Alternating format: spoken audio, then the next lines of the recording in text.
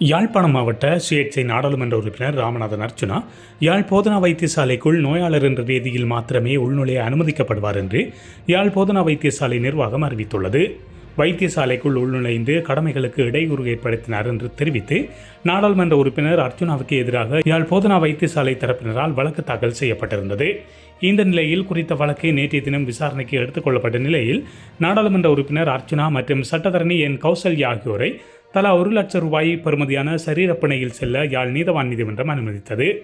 மேலும் நோயாளர் என்பதை தவிர்த்து வேறு காரணங்களுக்காக நாடாளுமன்ற உறுப்பினர் அர்ச்சுனா யாழ் போதனா வைத்தியசாலைக்குள் உள்நுழைய வேண்டுமெனில் வைத்தியசாலை நிர்வாகத்திடம் முன் அனுமதி பெற வேண்டும் என்றும் அறிவிக்கப்பட்டது.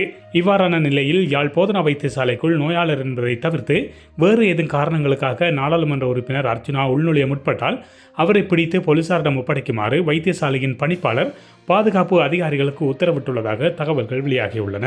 இதேவேளை யாழ் மாவட்ட அபிவிருத்தி குழு கூட்டத்தில் நாடாளுமன்ற உறுப்பினர் அர்ச்சுனாவின் கேள்விகளை அவருடன் சுயேட்சை குழு 17 சார்பாக தேர்தலில் போட்டியிட்ட சிவபிரகாச மயூரன் விமர்சித்துள்ளார்.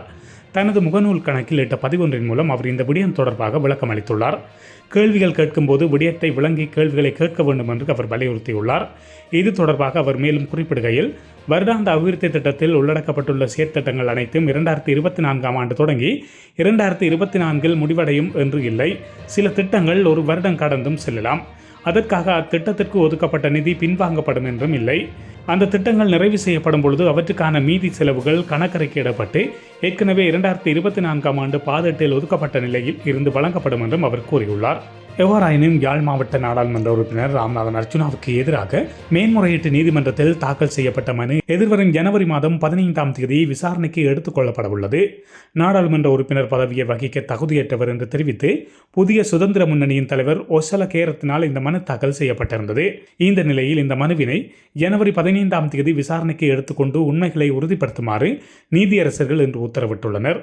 நாடாளுமன்ற உறுப்பினர் ராமநாதன் அர்ச்சுனா கடந்த பொதுத் தேர்தலின் போது அரசு வைத்தியராக கடமையாற்றிய நிலையில் வேட்புமனுவை சமர்ப்பித்ததாக மனுதாரர் கோரியுள்ளார். அரசு சேவையில் இருந்து விலகாமல் இவ்வாறு வேட்புமனு தாக்கல் செய்வது சட்டவிரோதமானது என்றும் தேர்தல்கள் சட்ட விதிகளுக்கு முரணானது என்றும் குறித்த மனுவில் சுட்டிக்காட்டப்பட்டுள்ளது.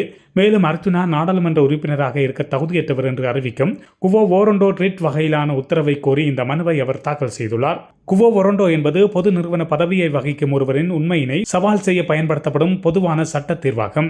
அந்த வகையில் அர்ச்சுனா சுகாதார அமைச்சகத்தில் இணைக்கப்பட்ட ஒரு பொது அதிகாரி என்றும், எனவே ஒரு பொது அதிகாரியாக அவருக்கு அரசுடன் ஒப்பந்தம் இருப்பதாகவும் மனுதாரர் குறிப்பிட்டுள்ளார். இதன்படி நாடாளுமன்ற உறுப்பினர் அர்ச்சுனா நாடாளுமன்ற உறுப்பினர் பதவியை வகிக்க தகுதியற்றவர் என்று பிரகடனப்படுத்தி அந்த ஆசனத்தை செல்லுபடியற்றதாக்கும் உத்தரவினை பிறப்பிக்குமாறு கோரி இந்த மனு தாக்கல் செய்யப்பட்டுள்ளமை குறிப்பிடத்தக்கதாகும். இதுபோன்ற செய்திகளை உடனுக்குடன் தெரிந்து கொள்ள மீரா தமிழ் சேனலை சப்ஸ்கிரைப் செய்து இணைந்தீர்கள்.